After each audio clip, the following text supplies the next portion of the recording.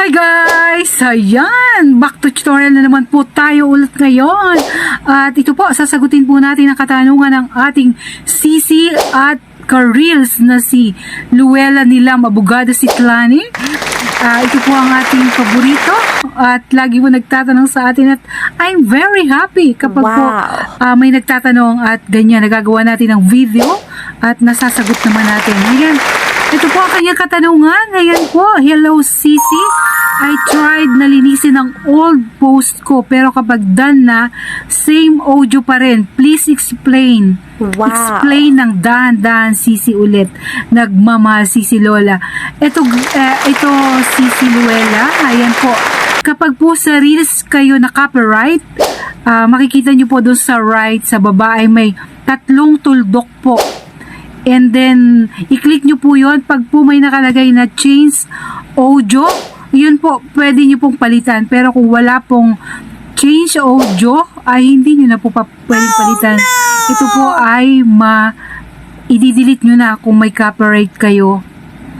Pwede nyo na pong i-delete.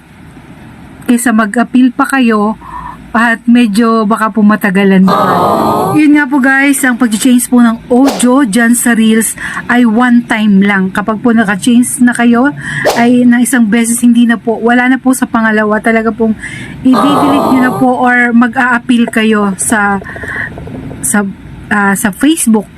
Pero medyo matagal po yung ganun. Ako po, dinidelete ko na kapag na-copyright ako at walang change audio.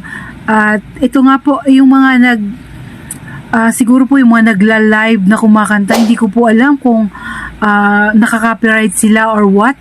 Siguro pag ganong nagla-live ka kumakanta at na-copyright, I think siguro po ay kailangan ng i-delete yun. And ito po, ang masasabi ko lang po, linisin nyo po ang inyo pong mga account, yung kung gusto pong ma-monetize, tanggalin nyo po lahat ng may music. Kayo na lang po ang magsalita at or voice over na lang po. Talaga pong subok ko na kasi yun nga po, nagkaroon na tayo ng ads on reels and tinanggal ko po talaga lahat ng may music. Nakikita niyo naman po. Lahat po, ako na lang po nagsasalita or voice over. Ayun guys, at sana po ay may natutunan kayo. Thank you so much. And Sisi Nilam Abogado Sitlani, sana po ay nasagot ko ang iyong katanungan.